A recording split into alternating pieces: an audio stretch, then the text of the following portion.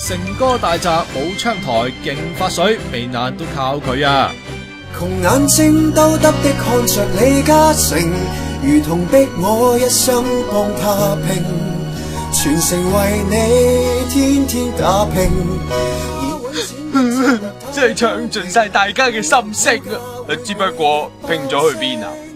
咪就係拼喺心曠神怡背山面海，樓底極高豪華裝修超強保安，絕對唔係窮人恩物上車首選嘅李嘉誠咯。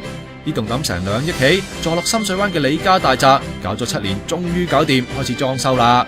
消息話，成哥一家今年會搬入去，佢自己住3樓，李澤鉅夫婦住2樓。1樓就留俾李澤鉅3位千金同個仔住，地下就係車庫、機房同康樂室。咦，咁咪即係冇余佳佳同佢3個仔住咯。睇翻間屋啊，成哥住得豪就梗噶啦，白色牆身襯高級有木，大廳整盞巨型吊燈，仲有5個車位、lift、露天泳池同室內泳池。間屋唔止睇得啊，保安仲好嚴密，無數咁多 CCTV set 好晒電網，啲窗仲要係頂級防彈玻璃。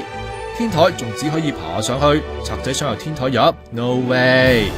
不過講巴閉，莫過於每層部分嘅房都係有鋼門嘅安全房嚟噶，好似1樓4個睡房套廁同廁所係安全房，2同3樓嘅衣帽間都係。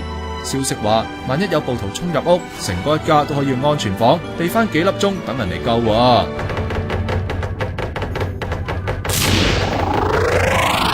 呢間屋仲有長實樓一大特色，發水啊！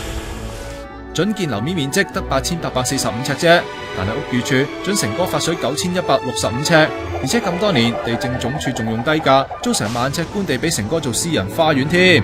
大宅入職嗰陣時仲話係分層住宅，領埋76尺，起個業主立案法團辦公室，一家人住都有個法團 office， 有錢人真係唔同啲噶。水啊發足啦，不過成間屋一個窗台都冇，完全唔係成哥 style 咯。